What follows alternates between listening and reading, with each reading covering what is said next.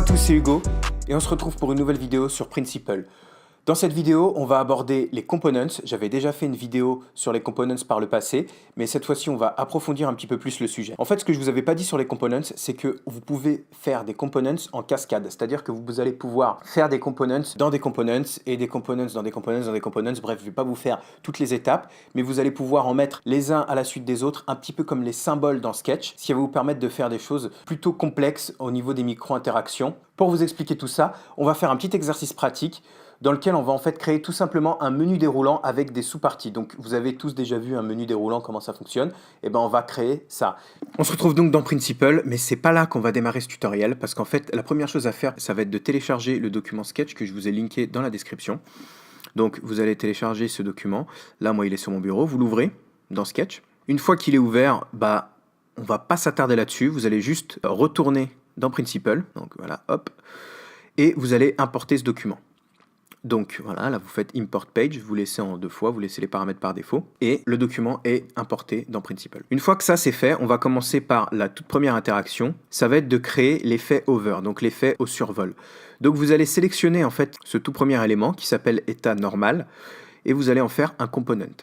Donc on clique sur Create Component, ça va avoir pour effet de vous ramener directement dans le component comme d'habitude. Vous allez ensuite sélectionner le groupe état normal et vous allez cliquer sur le petit éclair et vous allez sélectionner ensuite Over Inside.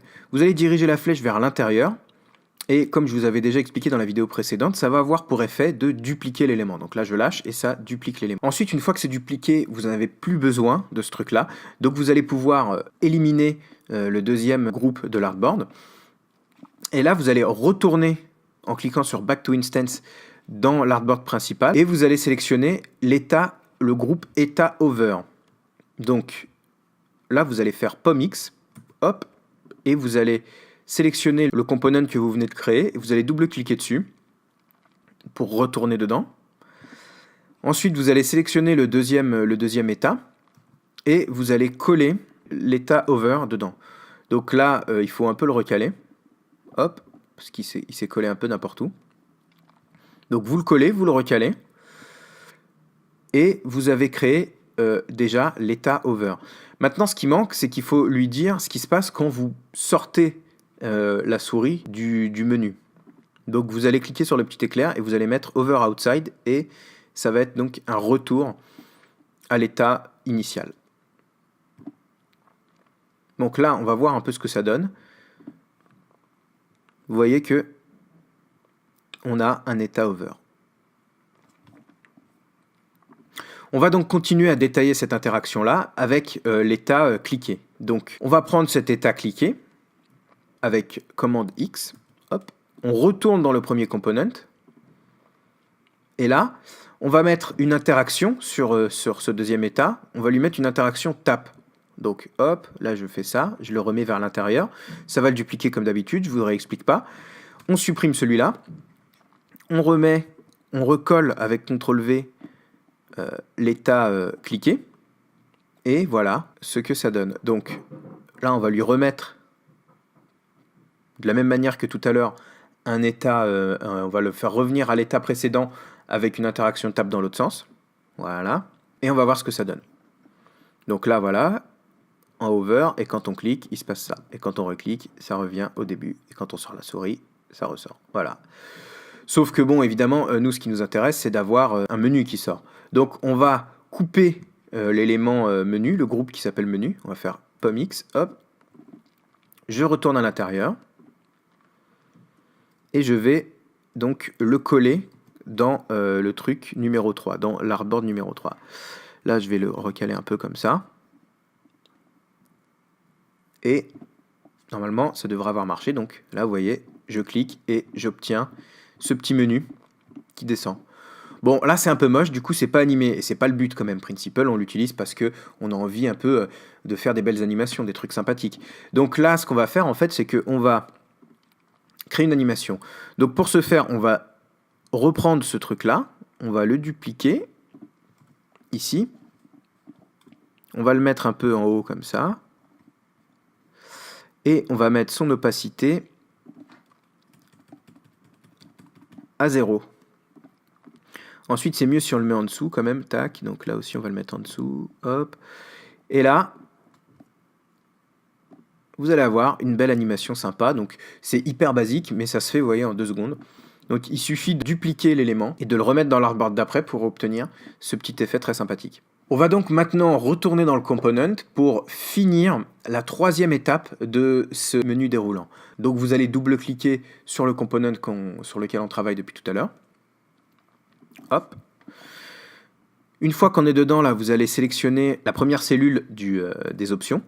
Donc dans l'option 1, vous allez trouver là sur le fond, en cliquant sur commande, en fait, ça va vous permettre de sélectionner, comme dans Sketch, le calque directement qui vous intéresse. Donc moi, je clique sur commande et là, je vois que ce rectangle 15 là, il est gris.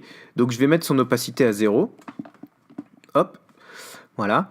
Et là, je vais lui faire une interaction over. Donc je vais faire un over inside, comme ça, hop. Là, je vais faire un over outside. Ici, je vais lui remettre son opacité à 100%. Et je vais faire entrer en scène notre dernière option. Donc, on va la couper, la coller, ici.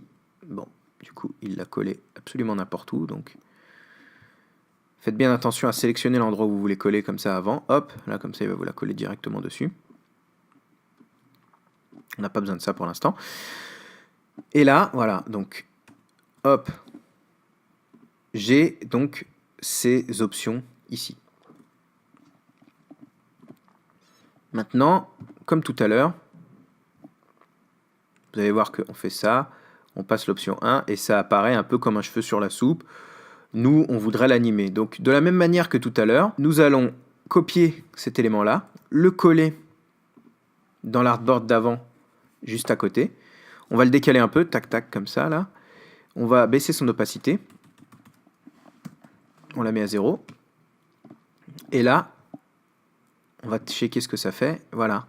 Là, vous voyez que vous avez tout de suite cet effet-là et ce sous-menu qui apparaît avec animation à chaque étape. Et voilà, juste comme ça, vous avez créé un menu déroulant avec plusieurs niveaux de hiérarchie, sans code, sans connaissances techniques particulières. C'est quelque chose que ne vous permet pas InVision, que ne vous permet pas Marvel, donc tous ces outils de prototypage un peu basse définition ne vous permettent pas. Et vous avez pu créer ça en 2 secondes et en plus ajouter des petites animations. Alors cet exemple il est un peu pourri, mais juste comprendre la manière dont fonctionnent les components en cascade, ça va vous permettre de faire des choses extrêmement complexes et à l'avenir de créer des prototypes beaucoup plus haute fidélité pour gagner des informations par exemple lors des tests utilisateurs ou pour bien expliquer les comportements que vous voulez à des développeurs par exemple. Donc voilà, c'est tout pour cette fois. J'espère que ça vous aura plu. Si ça vous a plu, n'oubliez pas de lâcher un petit like, un petit commentaire, de partager à vos potes et de vous abonner à la chaîne. En attendant, moi je vous dis au revoir et on se retrouve bientôt pour un prochain tuto. Ciao!